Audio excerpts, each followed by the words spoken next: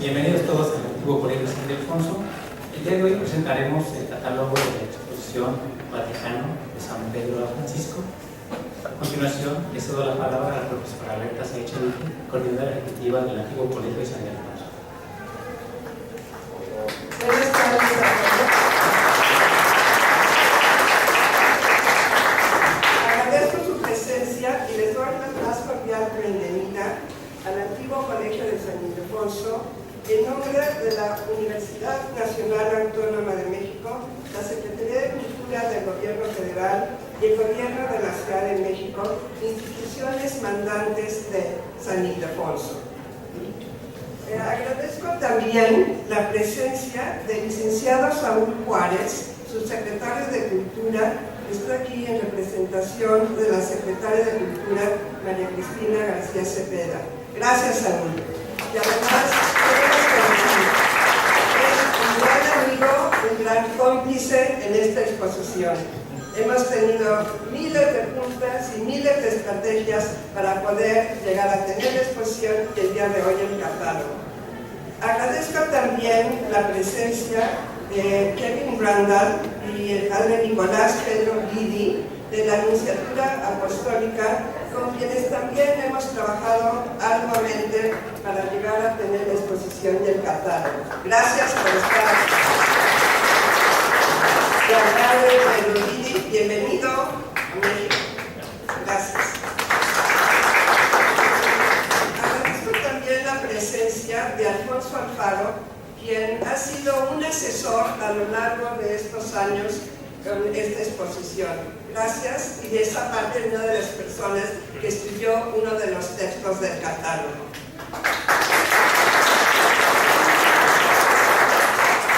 Y por supuesto, Verónica, que has trabajado con nosotros a lo largo de este tiempo, siendo el enlace con el Vaticano.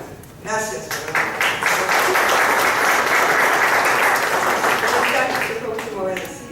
Y obviamente nuestros amigos de FONGRA con quien hemos hecho este catálogo. Gracias, Sol, por estar aquí. Gracias, Ricardo.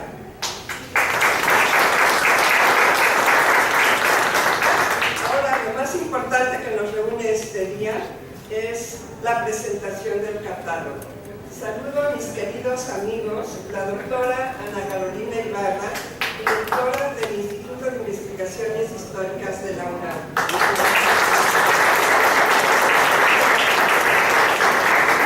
La doctora Clara Margellini, investigadora del Instituto de Investigaciones Estéticas de la UNAM.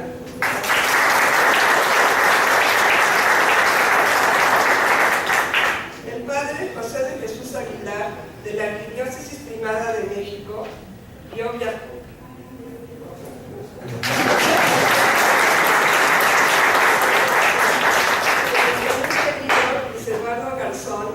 miembro de nuestro patronato y coordinador de Canal 11, quien verdaderamente ha apoyado mucho esta exposición y este catálogo.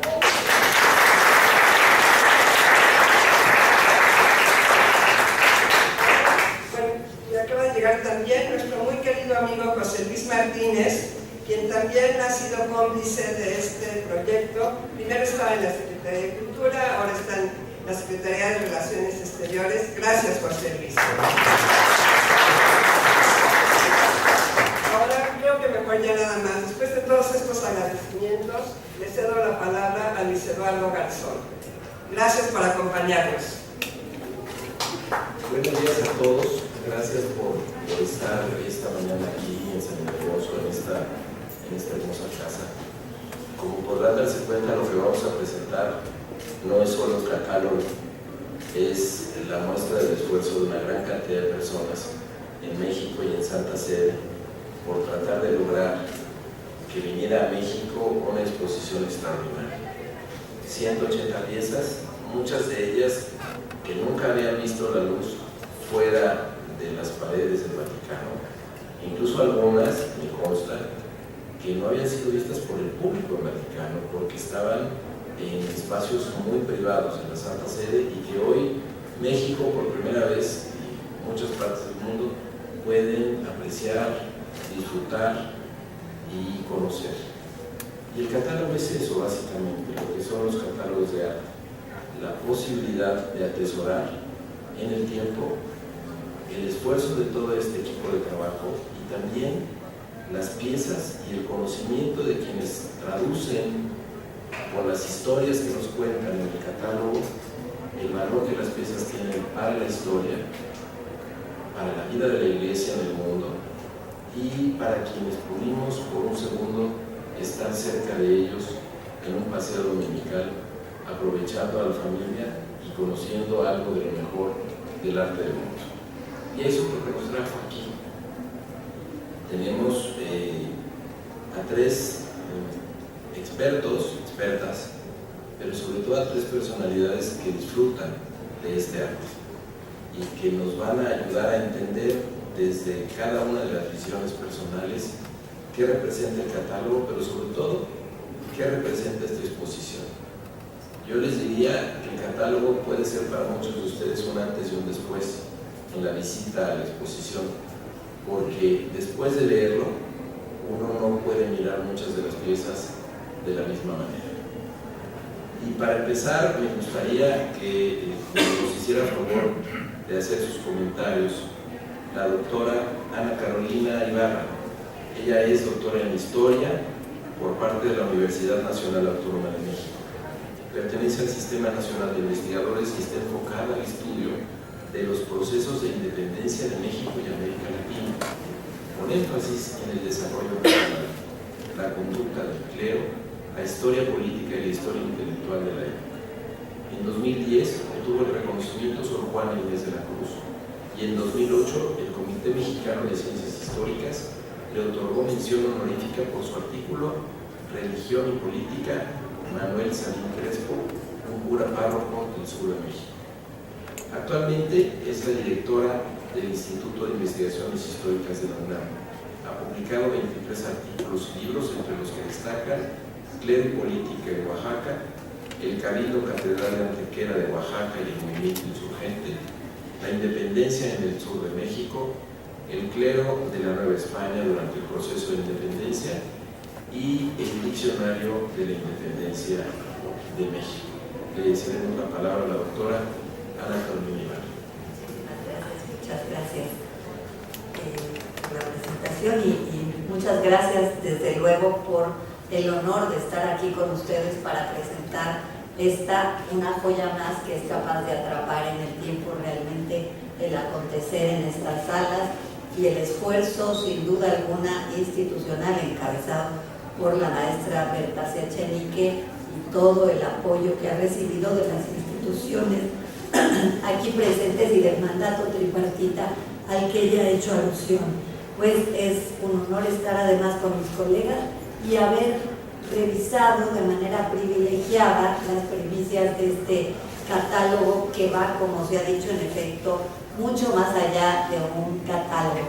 Es un rico libro lleno de imágenes, un libro de arte, pero también un libro lleno de historias, rico en historias y en historia, con H mayúscula, que nos va a iluminar y que es un instrumento imprescindible para comprender lo que en estas salas estamos visitando. Yo he tenido la suerte de visitarla ya por tres vueltas, he dado en algunas guiadas por quienes instalaron esta exposición, así que ha sido un lujo del cual yo espero que muchos citadinos o visitantes foráneos puedan seguirla disfrutando todavía. Así que agradezco sin duda alguna la deferencia de haberme invitado aquí y de hacer algunos comentarios que se van a enfocar principalmente a los ensayos que acompañan este catálogo.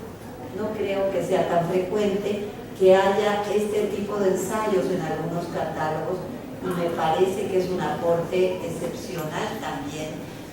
De alguna manera, esta pequeña introducción espero que sirva para animarlos no solo a tener en sus manos este catálogo, sino a darse el tiempo de poder leer los exquisitos ensayos que están contenidos.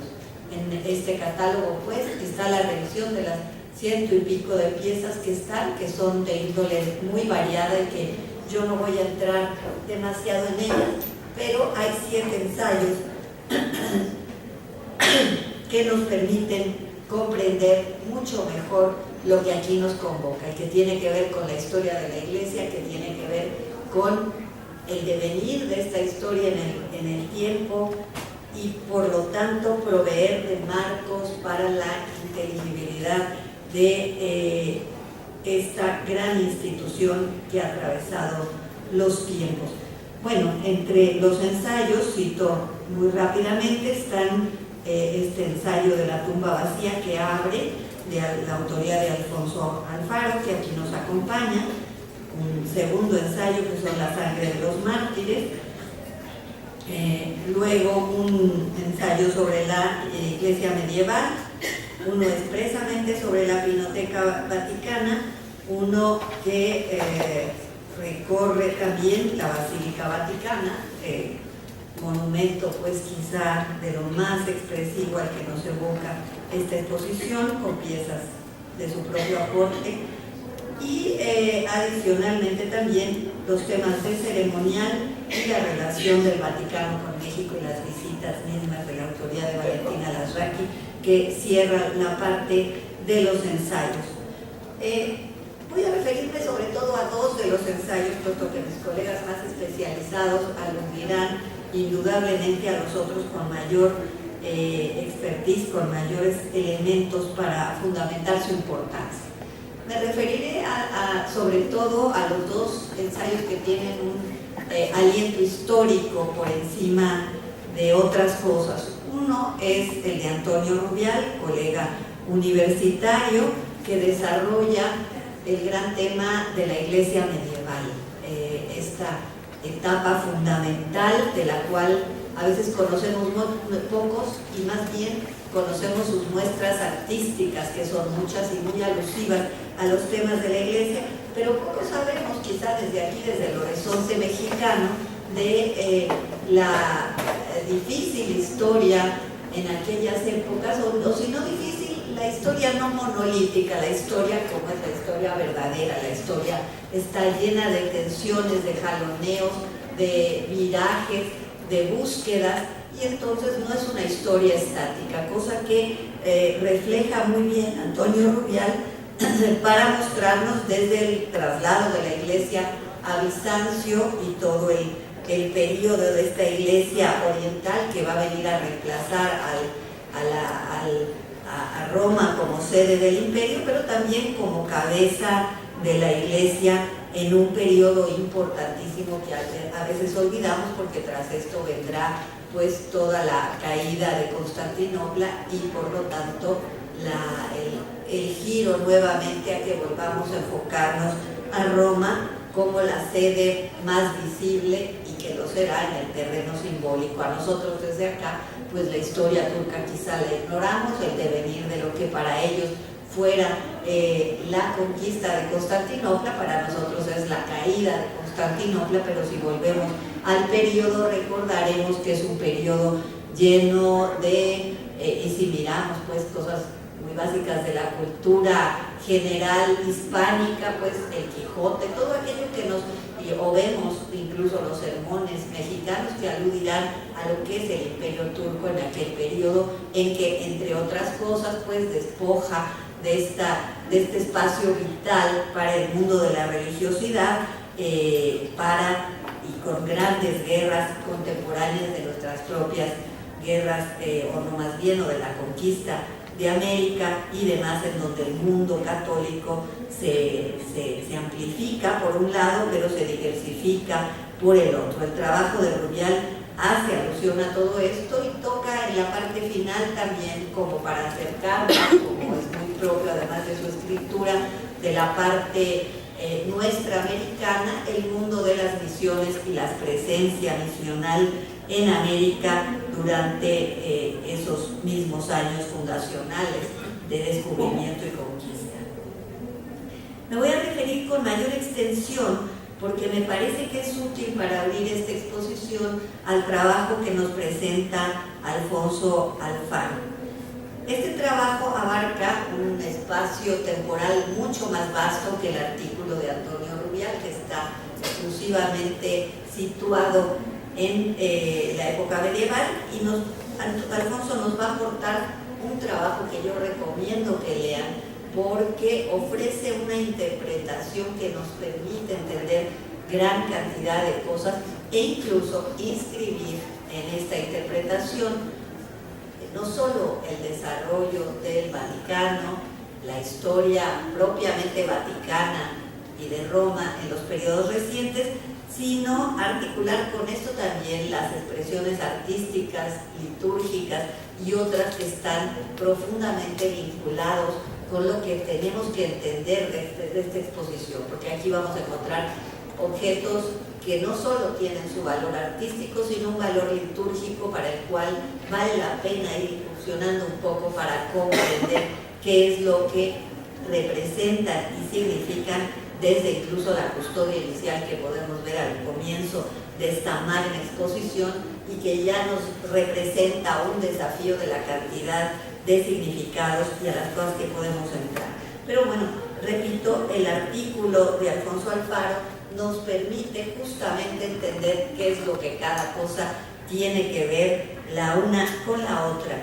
Para Alfaro, realmente Roma se convertirá y la civilización cristiana en piedra angular civilizatoria nueva desde los tiempos originales y por lo tanto la Iglesia será el centro de referencia valioso por un largo tiempo, desde luego en los tiempos del Sacro Imperio Romano, pero más adelante también en esta civilización medieval, en este mundo medieval, pero que tenemos que comprenderlo, y en eso subrayo lo dicho con mayor elocuencia y precisión por Alfaro, este mundo medieval que fue propositivo y creativo y que de alguna manera lo fue a tal punto que logró concebir una época que nace en su seno, que es el Renacimiento, ¿no? Una palabra de estos alcances que es engendrada ese mundo sin duda alguna en la riqueza del mundo medieval. Esto es algo que me parece que hay que aquilatarlo en la medida en que tiene, y insistir que en ese periodo de Renacimiento y en sus épocas más avanzadas vamos a estar siendo testigos también de una ampliación del mundo católico, por otro lado de una serie de diversificaciones de la cristiandad con las propias guerras internas y de religión, y posteriormente también con la conquista de los mundos nuevos en América y en otras latitudes del orbe, que significan un nuevo desafío para la cristiandad, para explicarse a sí misma y para recoger de las tierras conquistadas al tiempo que venía la pérdida de la Iglesia de Oriente, con esta división sin duda alguna que ya, como he dicho, quedará sobre todo en la pérdida de Constantinopla. Esta piedra angular de la que habla Alfaro y que es punto de partida y que será el origen de la cristiandad, va a presentar nuevos desafíos con el paso del tiempo. De acuerdo con la narración de Alfaro, nos encontraremos,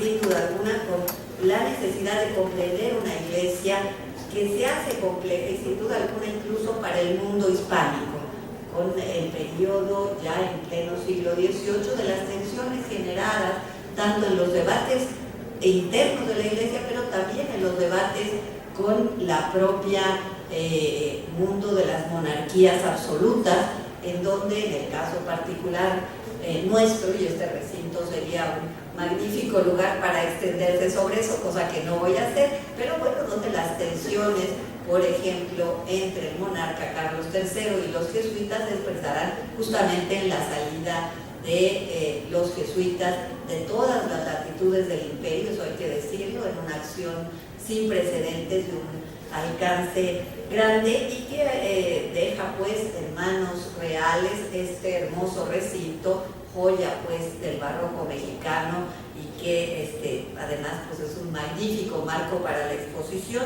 y que nos recuerda pues una etapa de luchas difíciles. Quiero detenerme un poco también para enfatizar lo que viene antes de esto y volver un poco en el tiempo, algo a lo que Alfonso le dedica un lapso, que es esa importancia del Concilio de Trento como marco normativo al momento difícil de la Iglesia, un par de siglos antes de lo que estoy refiriendo, y que seguirá siendo vigente hasta entrado el comienzo del siglo XIX, con una propuesta de carácter pastoral de los prelados, una serie de lineamientos reformistas de enorme peso, acompañado de grandes figuras de santos, pero también líderes y dirigentes del mundo cristiano.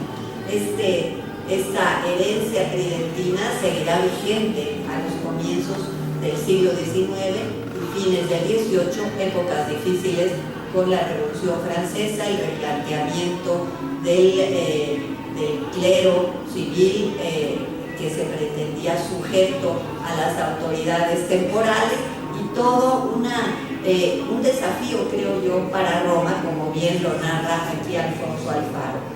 Cómo colocarse en un mundo en donde la posición por antonomasia de Roma es cuestionada, y aquí pues una de las grandes virtudes que el estudio señala para el comportamiento de la Iglesia, que es la capacidad de renovarse, de resituarse frente a los nuevos desafíos, claramente a lo largo del siglo XIX. Ya aquí citaron un poco que yo me he dedicado a la independencia, y de ahí viene un poco el llegar mucho más lejos con la creación de los estados nacionales y lo que significa la creación del propio Estado italiano para la sede romana, el decrecimiento de los estados pontificios y por lo tanto la ciudad del Vaticano, la sede vaticana, con la cual habría que agregar, no tuvimos relaciones hasta muy recientemente en el periodo y de alguna manera esta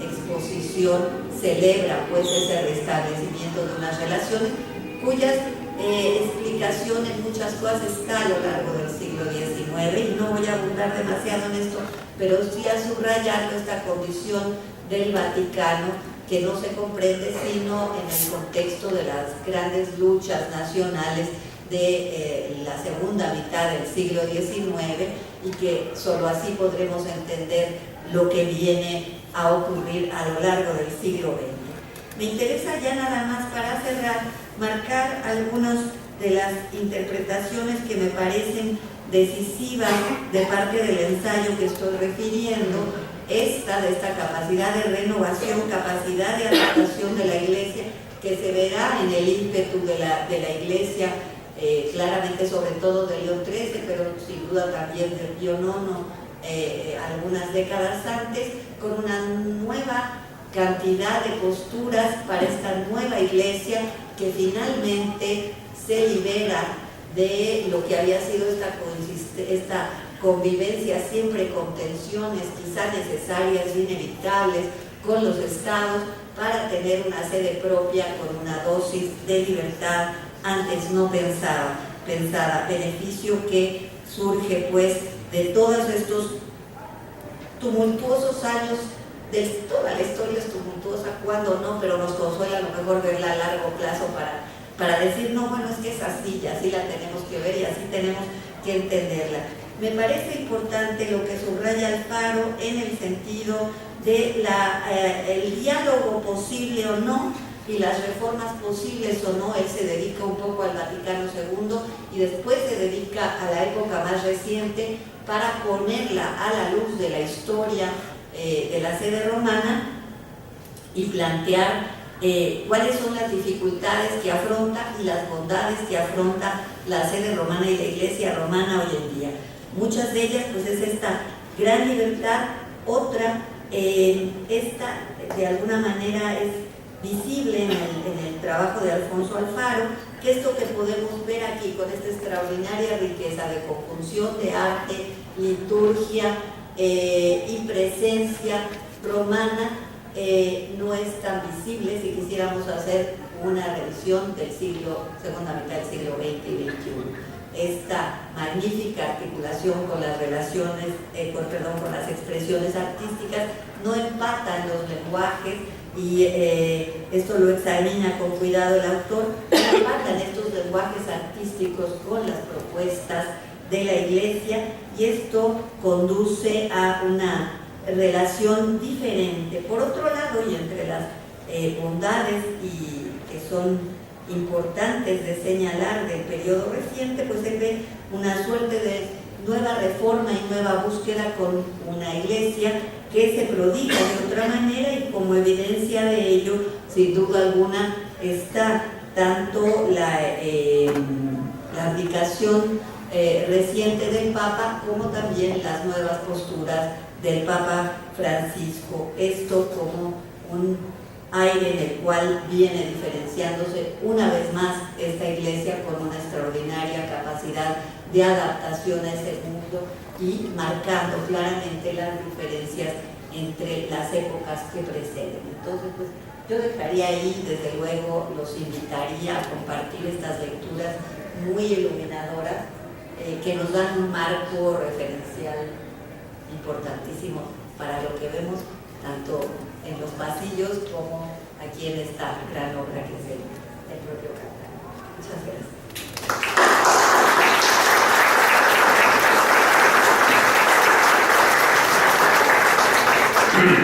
Muchas gracias, doctora Ibarra.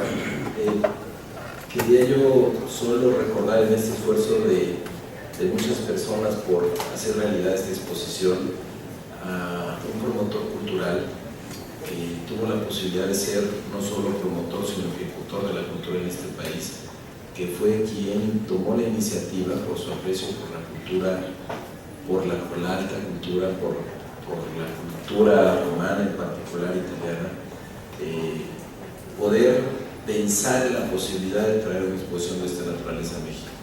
Es el embajador Rafael Tovar de Teresa, que hace 4 años inició la aventura él de poder traer esa exposición a México, y lo que hemos nosotros hecho básicamente es continuar ese legado. Y la otra cosa que me da mucho gusto es que mientras estamos platicando, las colas para entrar a la exposición que está frente a nosotros han fluido permanentemente, lo que significa que este esfuerzo tiene un doble y un triple valor gracias a todo este equipo de seres humanos que han logrado traer a México esta exposición. A continuación, le vamos a dar el uso de la palabra a la doctora Clara Bargellini.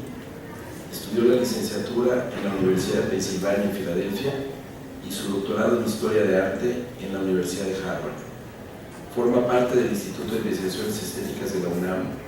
Es catedrática de Historia de Arte en el Colegio de Historia y en el posgrado de Historia de Arte en la Facultad de Filosofía y Letras de la UNAM. Entre sus publicaciones se cuentan libros y artículos sobre el arte y la arquitectura del norte de la Nueva España, incluyendo la Catedral de Chihuahua, la arquitectura de La Plata, iglesias monumentales del centro norte de México, 1640-1752, y la Catedral de Saltillo, tiempo y espacio del nacero. Desde 1992 ha publicado sobre pintura y escultura novohispanas.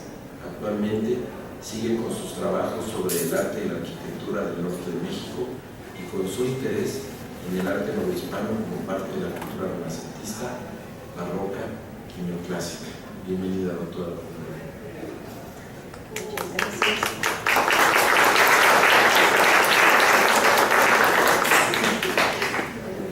Bueno, gracias a ustedes. También quiero expresar mi agradecimiento aquí a San Ildefonso, a nuestra directora. Yo he tenido varias experiencias de exposiciones en San Ildefonso. Una, tal vez algunos de ustedes recuerdan, sobre el arte de las misiones del norte, y bueno, es un gran sitio también, no es de la UNAM. Y esta exposición ciertamente confirma la importancia de la misión de San Ildefonso. Yo, como historiadora del arte, voy simplemente hablar brevemente de algunas obras puntuales, porque evidentemente el catálogo es importantísimo, es la memoria de una exposición, hay bellísimas fotos de las obras, entonces eso también hay que celebrarlo, y hay ensayos muy buenos, interesantes, pero una exposición, las obras de arte son para verse cuando se pueden ver en original, eso es lo máximo. Y aquí podemos ver cosas, yo conozco bastante bien los museos, pues, en el Vaticano, pero hay obras que yo nunca había visto, ya se ha mencionado, y todas las obras vale mucho la pena ponerles atención. También hay que pensar en eso, la historia de la Iglesia como patrocinadora de creaciones que no siempre son propiamente artísticas, dependiendo de quién hace las definiciones y de cuándo. Entonces aquí, por ejemplo, hay reproducciones de obras que evidentemente no pueden venir, que no es igual que ver un original, pero de todos modos todas las obras que están en esta exposición son interesantísimas desde muchos puntos de vista. Yo voy a hablar de las que actualmente consideramos más como arte, porque la historia del arte, de hecho, asociada a museos, es una creación del siglo XIX, y con eso seguimos actualmente. Y hay obras en esta exposición que realmente vale muchísimo la pena ver y considerar a fondo. Podemos empezar. Traje unas cuantas transparencias, voy a hablar está, por ejemplo, en la exposición este angelito que no viene del Vaticano, originalmente viene de otra iglesia en Roma que fue, hubo destrucción, remodelación, y ahora está en el Vaticano. Es un fragmento de un fresco. La imagen a su izquierda es un fresco que sí está en el Vaticano, no está en la exposición, pero los frescos, ustedes saben, se hacen para un muro, es decir, para ser parte del edificio. Entonces solo se quitan los frescos cuando no se puede hacer otra cosa, ¿verdad? Los frescos que tenemos son removidos, o sea, se tuvieron que remover. Eso sucede generalmente por desgracias que no se pueden controlar, pero tenemos la fortuna de tener aquí varios, de hecho, pedazos de frescos, algunos de la antigua basílica, algunos como que viene de otra iglesia romana, y ese es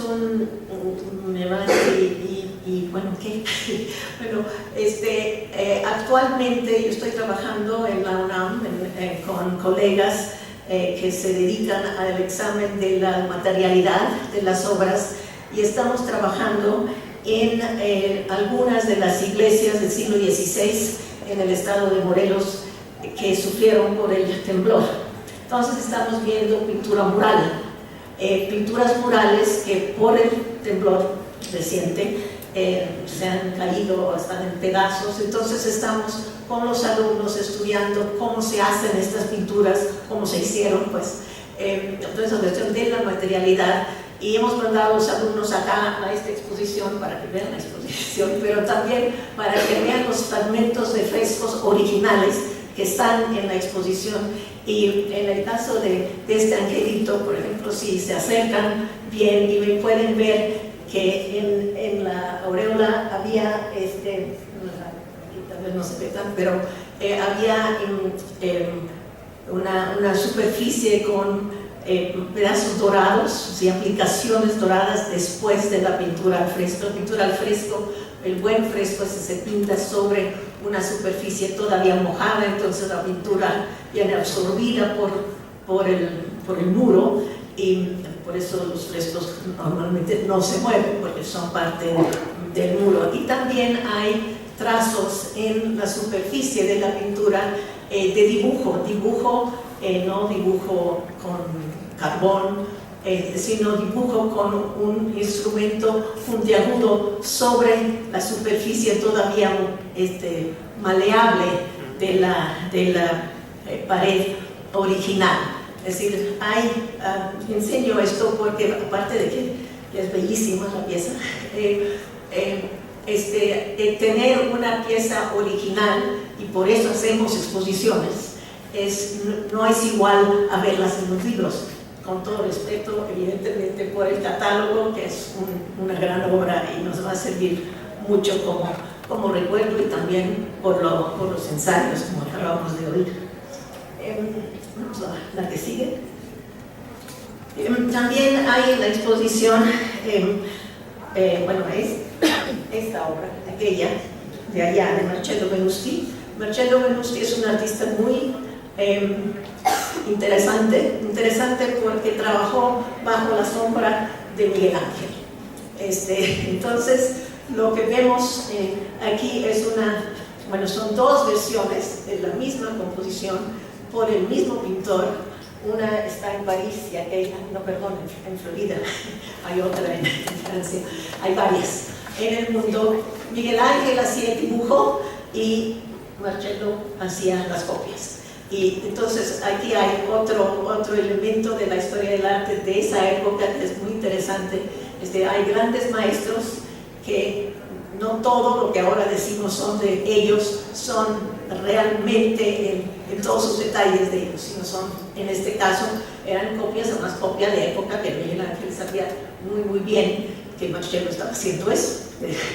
Y la que sigue, nada más, Marcello Benusti es el autor de esta obra que no está en la exposición, que es una obra de un tamaño reducido del fondo, pues el fresco del fondo de la Capilla Sixtina, como era originalmente, con casi todo el mundo bastante desnudo, como ven aquí. Es que ahora resulta naturalmente un documento importantísimo para la historia del arte. Esto no está en la exposición nada más, pero lo puse porque nos explica o nos hace entender el papel de copistas en aquella época. Entonces, toda la noción de qué es original se vuelve muy interesante frente a muchas obras, como es el caso de la Anunciación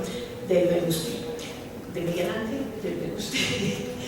La que sigue. También está esta obra. Yo tenía muchas ganas de ver el catálogo, nos lo mandaron por internet para que pudiéramos tener eso, porque quería ver qué se decía de esta obra. Esta obra es un retrato, evidentemente, es una pintura espléndida. Si la ven de cerca, bueno, en la foto, pero viéndola de cerca ven un tratamiento muy directo, muy libre del pincel. Es una obra barroca. Yo de hecho creo, pero eso no está en el catálogo y no sé, la verdad no sé si alguien lo haya estudiado. Yo creo que es un autorretrato de Gian Lorenzo Bernini joven, porque hay varios autorretratos de Gian Lorenzo Bernini y así es, nada más que son de época posterior. Pero es una obra que vale de nuevo muchísimo la pena ver en el original, porque van a ver ese tratamiento, manejo de pincel barroco de este gran arquitecto, escultor, pero también pintor. La que sigue. Y también hay obras en la exposición que nos recuerdan, que se pueden asociar con otros artistas y con problemas en la historia del arte, en lo que es la expresión en pintura, especialmente a eso. De eso voy a hablar más que de otras. Habría muchas cosas que se podrían decir porque la exposición es inmensamente rica.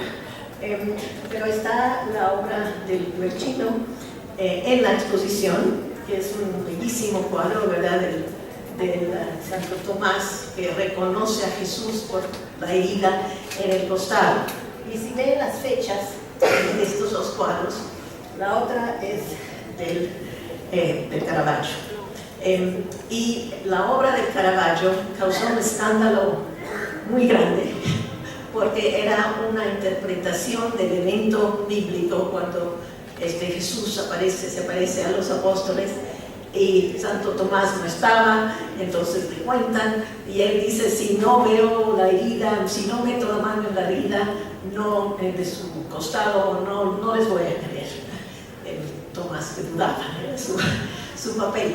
Y entonces cuando Jesús se le vuelve a aparecer, le dice, mete tu mano en mi costado y date cuenta que sí soy yo. Y la interpretación de Caravaggio es extremadamente directa, física, de un modo que nadie nunca lo había pintado antes ni después. Y el Guercino lo que hace es comentar sobre Caravaggio, que seamos más discretos, ¿no? Y son obras muy cercanas en el tiempo. De hecho, la obra de Caravaggio fue a la colección del cardenal Borghese, me parece, sí, porque era una obra de una interpretación artística muy personal y se consideraba tal vez no tan apropiada para que estuviera en una iglesia. Y la que sigue es otro ejemplo de esto mismo, del Caravaggio, que fue un personaje muy importante pues, a principios del siglo XVII, porque su manera de pintar era repensar los eventos bíblicos de una manera muy directa, muy reales, y eso no se había hecho antes, ¿no? Entonces, en esto tenemos otro cuadro de la exposición, que es muy bello, de San Mateo y el ángel de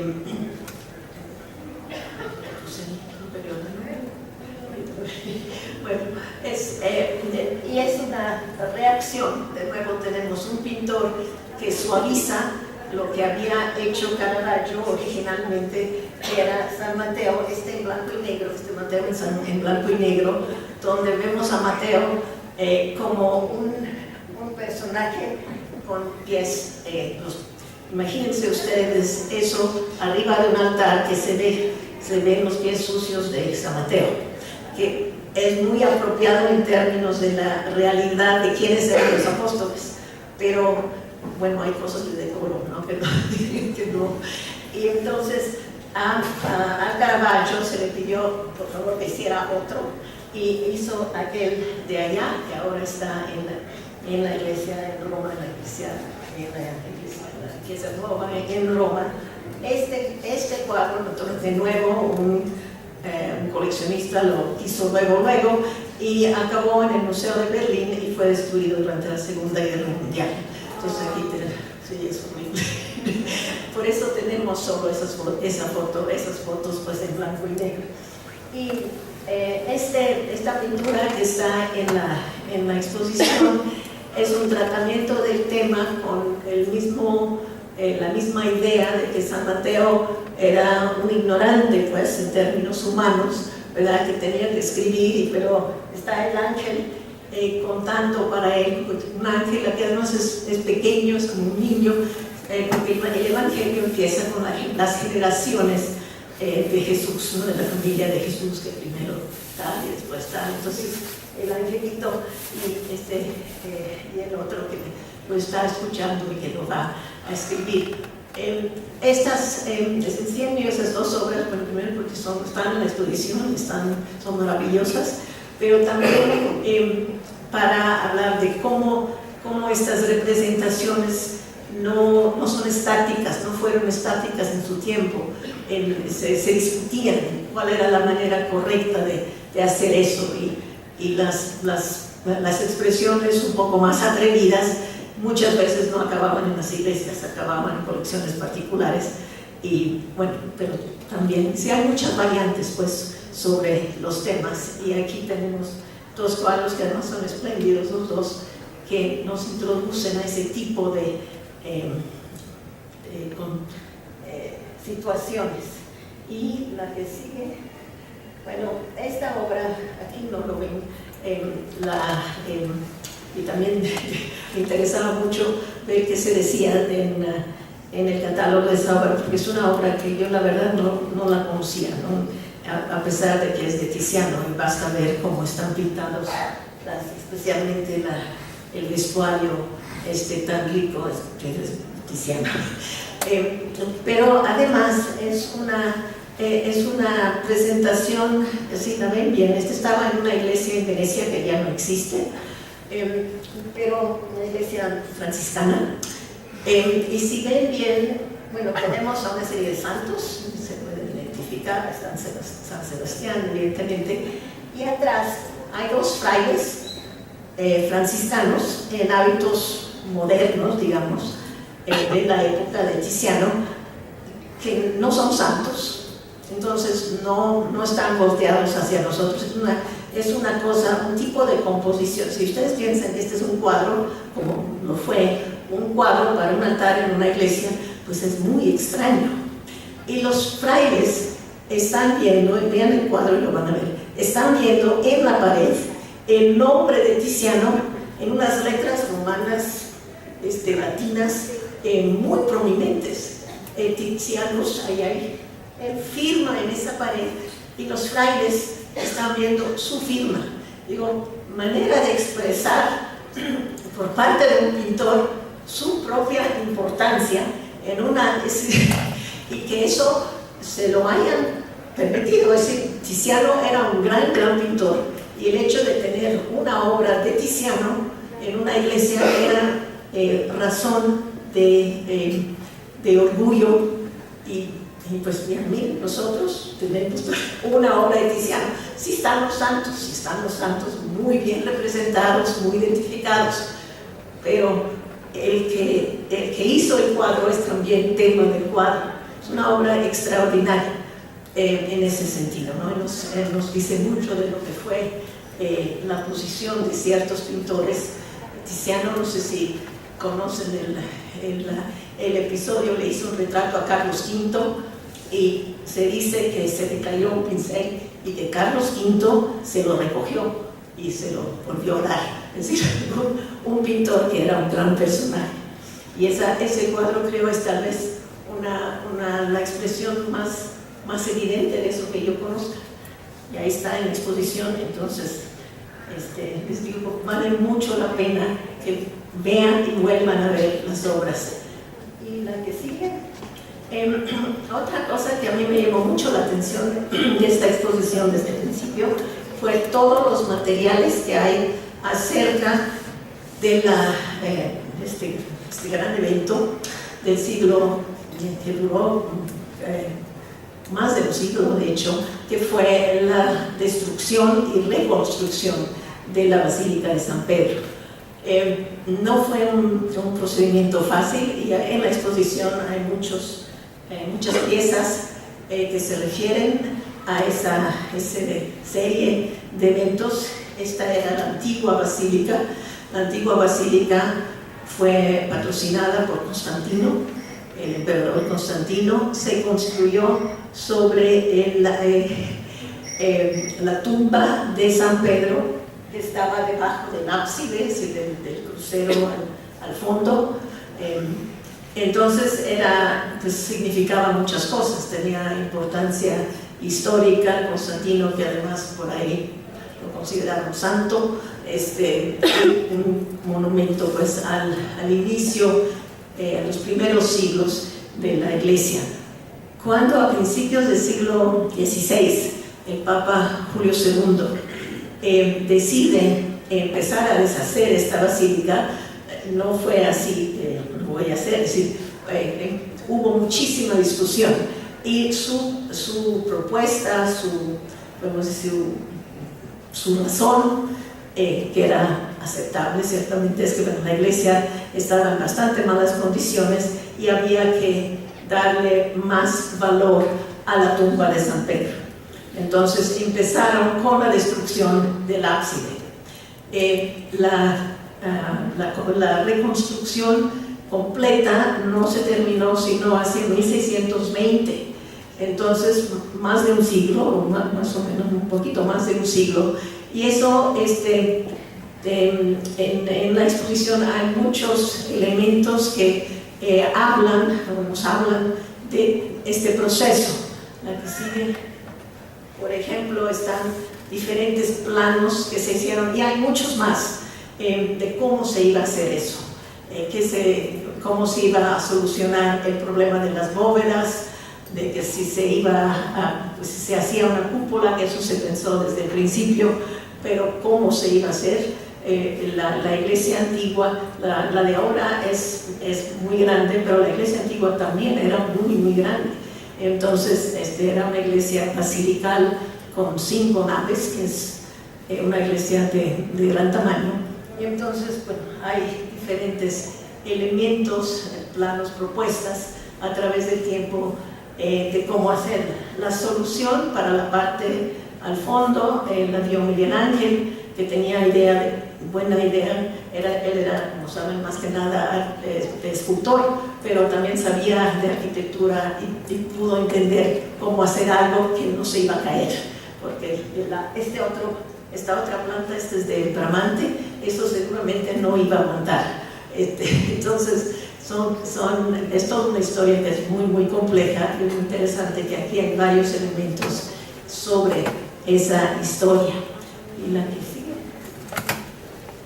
También, bueno, esto no está en la exposición, es uno de los frescos están en el Vaticano. Si ven al fondo, está la fachada del antiguo San Pedro. Les digo, esto no está en la exposición, pero hay mucha documentación en obras de arte de diferentes tipos sobre todo este proceso, que es muy importante y que se puede estudiar, por lo menos en parte, en la exposición. Y finalmente, sí, pues les quiero recordar, para traer las cosas, ya con eso termino, que en el siglo XVI, bueno, se descubre el Nuevo Mundo, ¿verdad? Y aquí en México especialmente, cuando llegaron los franciscanos primero y después las demás órdenes mendicantes para hacer iglesia, establecer la iglesia en la Nueva España, la tipología arquitectónica con la que se inicia en realidad fue la de la basílica. La basílica de San Pedro, la antigua, todavía estaba en parte. Además estaba la tradición de la basílica, se conocía, había planos. Entonces hay una serie de edificios que se hacen en la Nueva España. Este es en Tecali, una basílica de los franciscanos, que ahora no tiene su techo, pero muy claramente está basada en esa tradición. Y la que sigue, ¿no? Tal vez. Bueno, les traje al interior de la basílica. Este es un dibujo que se hizo antes de la destrucción, donde vemos que en las paredes estaban historias del Antiguo Testamento y del Nuevo Testamento, y ahí vemos Flaiego Valadez en su libro sobre los primeros frailes en la Nueva España. Vemos un fraile que les está enseñando a los indígenas las historias que están pintadas sobre una pared justamente de una basílica, igualita como la de San Pedro. Las historias a lo largo de la nave en pinturas secuenciales, ¿no? Y ya. Es la última. Okay, muy bien. Sí, nada más, con esto termino, nada más para, yo creo que todos ustedes ya han visto la exposición.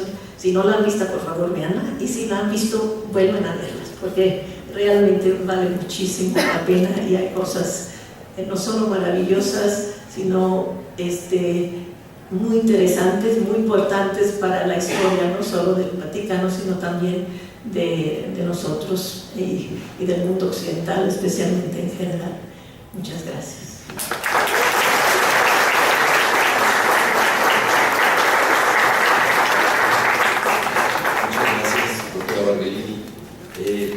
Como ustedes saben, San Ildefonso fue durante prácticamente toda su vida una institución educativa y cultural, y esta exposición, este catálogo nos da muestra de que eso sigue sucediendo, y sigue sucediendo gracias a la voluntad de quienes pudieron hacer esto posible, porque no solamente pueden ver piezas del Vaticano en México.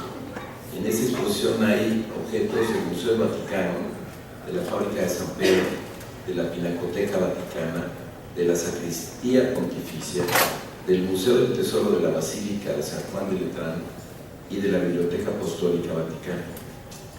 Pero además, gracias al apoyo de instituciones como la Secretaría de Relaciones Exteriores, el Instituto de Antropología, la Secretaría de Cultura o el Archivo Histórico de la Provincia Mexicana de la Compañía de Jesús, van a poder encontrar objetos mexicanos, arte mexicano, que embona muy bien con el espíritu de esta exposición y que por eso acompaña a estas piezas.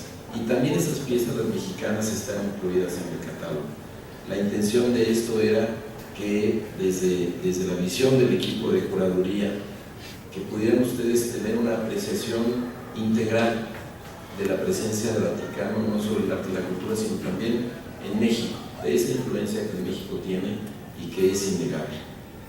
La curaduría está encabezada en Italia por la doctora Bárbara Ayata, que es la directora de los Museos Vaticanos, y Alessandra Rodolfo, Adel Breda, Sandro Barbagallo y Pietro Sander, que incluso nos hace el favor algunos de ellos de escribir los textos del catálogo.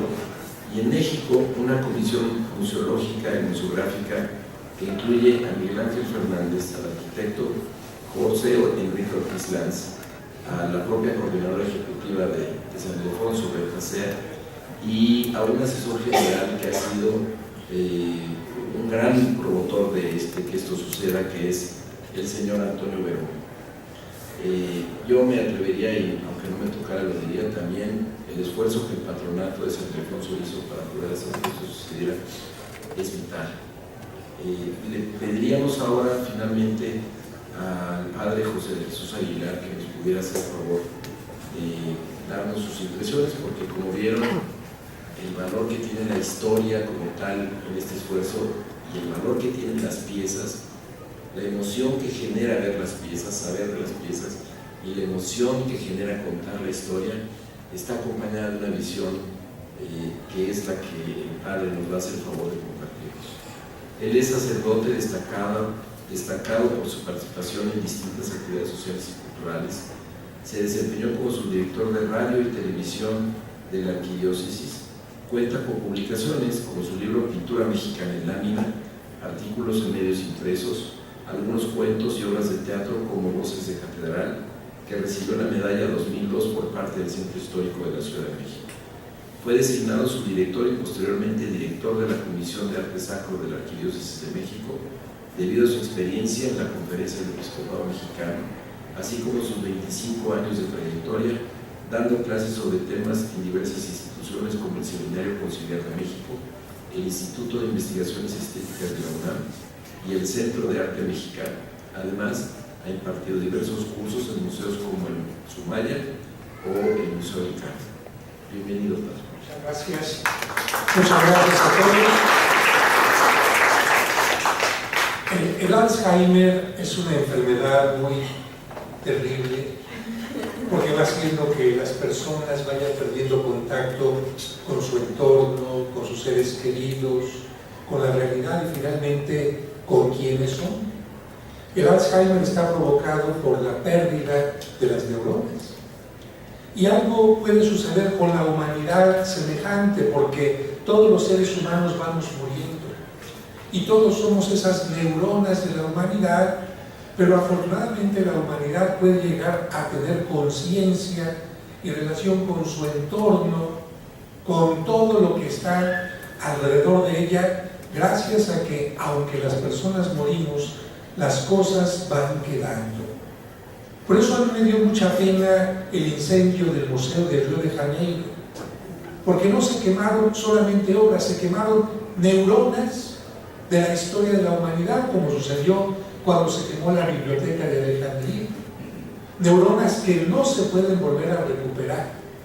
Y por eso, afortunadamente, actualmente las bibliotecas, los museos, siguen siendo como esas neuronas que permiten que el hombre pueda saber quién es, de dónde viene, hacia dónde va. Y dentro de estas neuronas entendemos que en todas las culturas siempre ha habido lo sagrado, es decir, aquello que no es lo ordinario Y precisamente por eso se le rinde tributo, se le rinden sacrificios, se le rinden oraciones y particularmente se da un trato especial.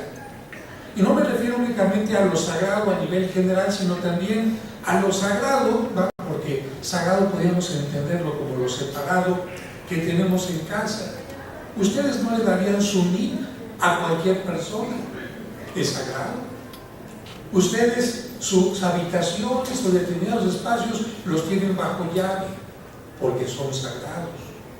Y también a aquellas personas que son importantes para ustedes les dan un trato especial. Es por esta razón que dentro de la iglesia hay un trato especial, una custodia especial para lo que nosotros consideramos sagrado.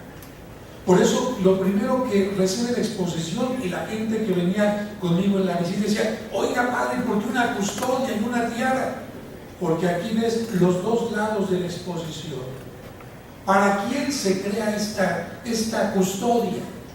¿Es para el ser humano? No. La custodia está representando lo que significa Cristo para el ser humano, para su historia.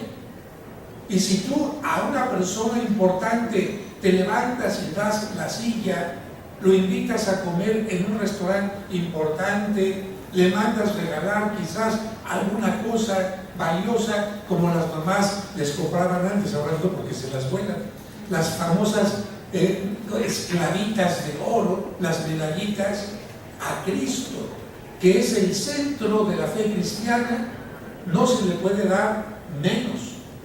Y a aquellas personas que representan a Cristo y todos los objetos que tienen que ver con Él, se tienen que enaltecer. Por eso el altar tiene que tener un frontal, 3 manteles, un mantel maravilloso, velas. Por eso también el lugar donde se lee la palabra de Dios tiene que tener cosas especiales, las portadas de los evangeliarios, en fin. Y por eso incluso aquel hombre que representa a Cristo tiene que estar vestido de determinados elementos. Ahora, además de que el arte enmarca, da grandiosidad a lo sagrado, también legisla sobre lo mismo. Recordemos que el Concilio de Trento precisamente fue una reunión en donde, entre otros temas, se discutió si era válido tener imágenes, si era válido darles culto, cuáles eran las normas que tendrían que regir a los pintores, escultores y todos los demás, para que no hubiera competencia entre algo muy importante, el mensaje y lo que se está mostrando. Porque cuando, y nosotros lo sabemos mucho aquí en México por mensajes de políticos y de mucha gente, incluso del clero, cuando se da un mensaje y se vive lo contrario, hay contradicción. Por eso precisamente el Concilio de Trento decía: artista, queremos que seas evangelizador, queremos que a través de la pintura, la escultura y las artes hables de Dios. Y en este sentido hay legislación y, por supuesto, dentro del mundo del papado va a haber particularmente a partir del Renacimiento una defensa de lo antiguo. Recordemos que en muchas partes todo lo antiguo, todo lo viejo se queda y se manda a hacer algo nuevo, ¿no? Como sucedió en el tiempo del neoclásico. Tantos retablos, tantas iglesias que formaban parte de la riqueza de este país, ¿qué se hizo con ellas? ¿Qué pasó con el convento de la Merced, del cual, gracias al doctor Atl, se conserva únicamente el claustro? Se destruía pensando lo nuevo. Y aquellos papas, un poco caprichosos, pedían que se fuera a escarbar a alguien del foro romano, y si aparecía algo, venga a Chepacá. Y por esta razón, el Museo Vaticano, gracias a ese esfuerzo, tiene una de las colecciones más importantes de este acervo. Después vendrían otro tipo de conflictos y competencias, como las que se sucederían también en Florencia, pero no me detengo en esto. Me limito ahora a mi escrito. Cuando era niño me gustaba mucho una serie llamada El túnel del tiempo. Y alguien va a decir, ya llovió. Bueno, a través del programa se podía conocer algo, aunque fuera mínimo, de algún lugar o momento de la historia. Y digo esto porque mis maestros de historia fueron malísimos. Y gracias a un programa como eso me empezó a gustar la historia, el arte, mismo que después pude estudiar allá en Roma, en la parte de arqueología, también en el Vaticano. Con el paso del tiempo aprendí que algo semejante, pero mucho mejor, sucede cuando leemos un libro, escuchamos una conferencia o visitamos un museo, porque a través de ellos nos convertimos en viajeros de tiempos y de espacios. Especialmente dentro de los museos tenemos el gusto de convertirnos en algo así como aquellos detectives que a través de las huellas digitales o indicios van recabando datos, uniendo cabos y descubriendo historias increíbles, como lo mostraba la maestra Bargellini en su momento. Llega como investigadora de qué encuentro por aquí y por allá. En la visita a los museos no se trata de descubrir huellas dactilares, pero sí piezas, objetos o documentos a través de los cuales, como neuronas, podemos obtener información de quiénes somos, cómo pensamos, qué buscamos, cómo nos relacionamos, qué producimos, en dónde nos equivocamos, de dónde venimos y hacia dónde vamos. Cada pieza, cada objeto exhibido es como una palabra que al entrar en sintonía, en armonía o en conflicto con otro, van formando oraciones, párrafos, ensayos o tesis que cuestionan, afirman o ponen en duda nuestra manera de ver la vida. En esta ocasión, el Museo de San Ildefonso, a través de esta magna exposición, la segunda sobre el Vaticano, recordemos que la anterior también abrió momentos increíbles, nos permite viajar no solo hasta el Vaticano, sino a otros sitios relacionados con él, para entender qué relación tiene con la Iglesia fundada por Cristo, con nuestro país, y por qué y cómo ha surgido desde su sede elementos artísticos que se convierten no solo en patrimonio de la Iglesia, sino en patrimonio universal. Y el viaje no es solo a un lugar, sino a diversos momentos de la historia, incluidos algunos de nuestro país, como acaban de mencionar. Como si entráramos a un túnel del tiempo, al visitar sus salas podemos descubrir huellas del Imperio Romano, como en ese busto de Tiberio, que le dio origen al lago de Tiberíades que tantas veces escuchamos cuando escuchamos la Biblia, tiempo en que vivió Cristo, Tiberio, Cristo. Del apóstol Pedro, de la iglesia perseguida, de los mártires y de las catacumbas, como ese magnífico epitafio que encontramos, del reconocimiento y oficialización del cristianismo manifestados en la primera basílica de San Pedro, construida por Constantino, de las reliquias y relicarios de los santos que nos hablan de tiempos de persecución, del crecimiento del papado en el poder espiritual y temporal, al grado de que no falte quien se pregunte la abismal diferencia entre la sencillez del pescador Pedro y la vida regia de algunos pontífices, del florecimiento del arte cristiano expuesto espléndidamente en la Basílica de San Pedro, del desarrollo de protocolos, como podemos ver en las últimas salas, especialmente este martillo impresionante, que permite que cuando una persona, un papa, ha muerto, por supuesto, no se le golpea para que se muera, sino que en forma delicada se diga, ya ha fallecido. Algo semejante a lo que sucede en nuestros pueblos, donde los féretros tienen que tener el vidrio. ¿Para qué? Para que si el vidrio no se empaña, significa que la persona realmente ha muerto. Cosas impresionantes, desarrollo de protocolos, elementos litúrgicos y vestiduras del Papa y de su séquito y de muchas cosas más. Que alguien diría a propósito de estas vestiduras del Papa, ¿y por qué tanto amor a las reliquias y el solideo del Papa? No me digas, tú vas al Hard Rock a ver la chamarra de Michael Jackson y vas a ver los calzones de Gloria Trevi y vas a ver... O sea, esto de las reliquias y las vestimentas es algo humano, no es propio de la Iglesia únicamente. Y tenemos que decir que en este túnel del tiempo lo más maravilloso es que nosotros no somos los que tenemos que viajar, comprar el boleto al Vaticano, viajar las 12 horas, sino que gracias al esfuerzo de muchas personas, especialmente de las cabezas de los museos vaticanos y del Museo de San Ildefonso, apoyadas por las instancias gubernamentales y patrocinadores, han sido más bien las piezas las que han viajado hasta nosotros. Y no crean que en una maleta común y corriente.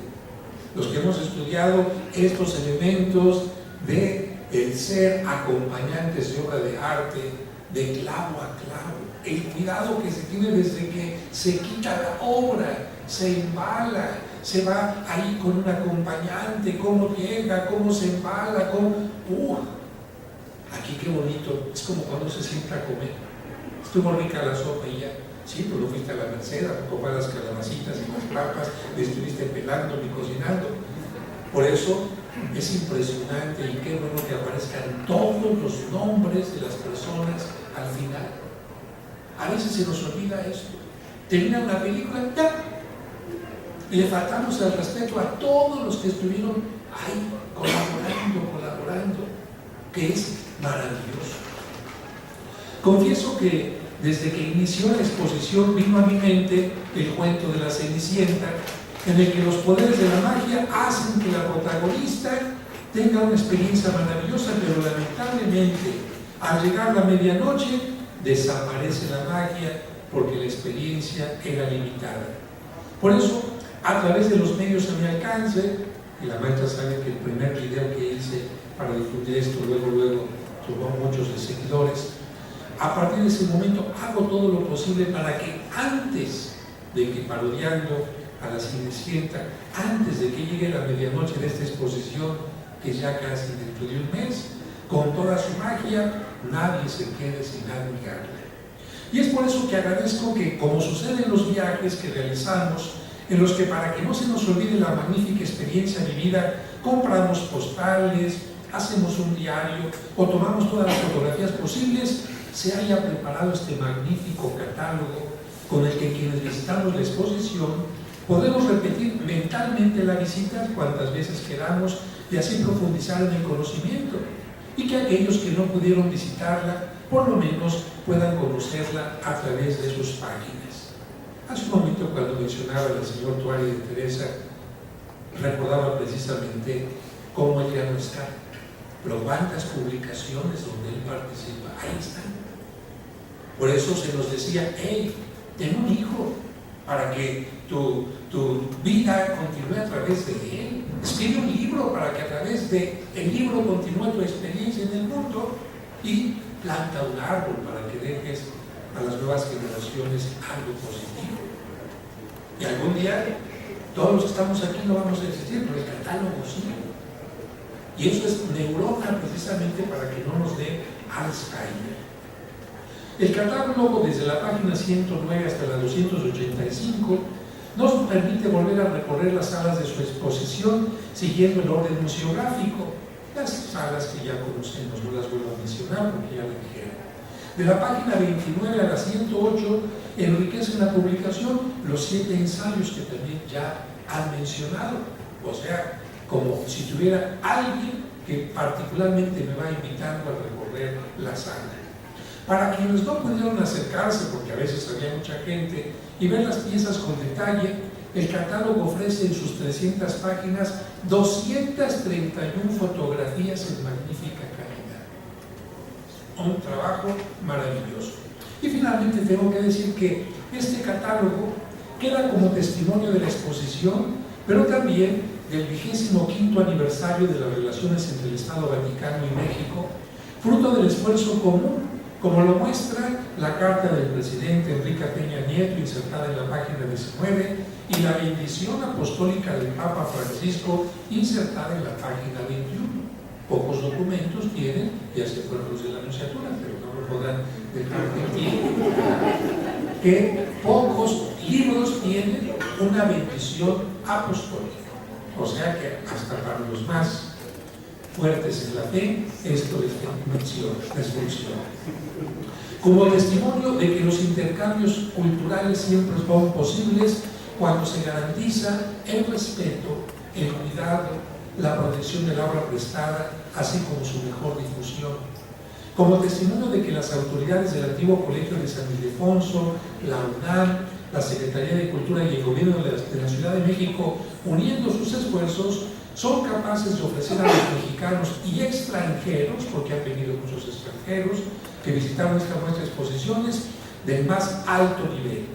Como muestra del testimonio de las buenas relaciones y el trabajo coordinado entre las instituciones en México, como se puede constatar en las páginas 9 a 11, en las que además de las ya mencionadas se añade la Nunciatura Apostólica, la Arquidiócesis Primada, el Instituto de Antropología e Historia, la Secretaría de Relaciones Exteriores, la Secretaría de Gobernación, la Secretaría de Hacienda y Crédito Público, la Provincia Mexicana de la Compañía de Jesús, el Archivo Histórico Genaro Estrada, de la Dirección General del Acervo Histórico Diplomático, el Instituto de Investigaciones Bibliográficas de la UNAM, el Museo de Guadalupe de Zacatecas, la Biblioteca Nacional de Antropología e Historia, el Museo del Carmen, el Museo Nacional de Historia del Castillo de Chapultepec, el Museo Nacional del Virreinato y colecciones privadas. Si cuando estamos en un grupito de personas a veces no nos ponemos de acuerdo, imagínense lo que significa eso. Por eso es importante mencionarlo. Como testimonio de la solidaridad a la cultura, qué poco presupuesto damos a la cultura en México, lamentablemente. Pero como testimonio de la solidaridad a la cultura de empresas como Grupo Financiero Banorte, Grupo Aeroméxico, Grupo Salinas, Programa de Membresías Corporativas, Círculo San Ildefonso, Círculo José Clemente Orozco, Círculo Diego Rivera, Círculo David Alfaro Siqueiros, Programa de Membresías Individuales, entre otros, y como testimonio del empeño que todos los que trabajan en este museo, en especial la coordinadora ejecutiva Berta Echenique, que vi cómo no podías dormir, pero qué bueno, y todo el equipo, por supuesto, de este colegio y de los voluntarios y las voluntarias. En nombre de la Conferencia del Episcopado Mexicano, del señor Cardenal Carlos Aguiar Retes, arzobispo de México, muchas felicidades por este gran esfuerzo que será como muchas neuronas que ayudará a que no tengamos Alzheimer de nuestra historia. Gracias.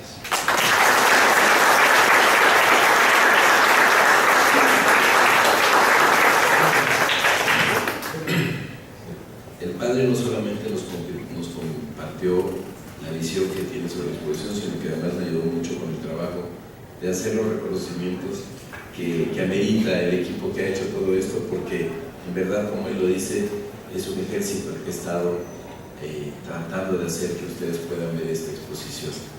Yo quería, porque preocupado por saber cómo presentar un catálogo, me atreví a buscar en algunos libros algo y me encontré un texto muy lúdico de Humberto Eco que se llama justo Cómo presentar un catálogo, de 1980, y él al final dice: la regla de oro para el presentador de catálogos es describir la obra de manera que la descripción pueda aplicarse no solo a otros cuadros, sino también a la experiencia que resulta de la contemplación de lo que está en la vitrina.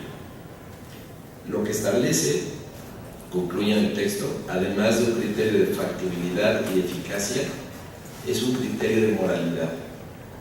Basta con decir la verdad. Claro que hay de modos a modos. La verdad, creo que hoy lo que pudimos apreciar en las presentaciones fue esta verdad de cómo ver la exposición, de cómo disfrutar la exposición y sobre todo de cómo disfrutar y apreciar el esfuerzo que concentra este catálogo. Ojalá y puedan acercarse a él y conocerlo y verlo. Además de este esfuerzo editorial, San Ildefonso ha hecho también una mini guía para entender rápidamente la visita y algo lúdico familiar para que puedan ustedes conocer. Hay una gran tarea de difusión, de divulgación y de aprendizaje en la que estamos todos involucrados. Vengan, vuelvan a verla, inviten a sus familiares y amigos a verla. Queda muy poco tiempo para que concluya la presencia de esta exposición aquí, y de verdad, mil gracias a quienes nos hicieron favor de presentar el día de hoy este catálogo. Estamos muy orgullosos de su presencia aquí y muy orgullosos del resultado del esfuerzo. Gracias a Alfonso Alfaro y a quienes escribieron, gracias a los editores, gracias a la Secretaría de Cultura y a la Secretaría de Relaciones Exteriores, a la Nunciatura, aunque se hayan adelantado, y sobre todo gracias a ustedes por acompañarnos aquí. De verdad, su presencia, la de la gente que está haciendo fila para poder entrar aquí, es lo que hace que San Ildefonso siga vivo. Y eso es lo más importante para nosotros. Bienvenidos y esta es su casa. Gracias.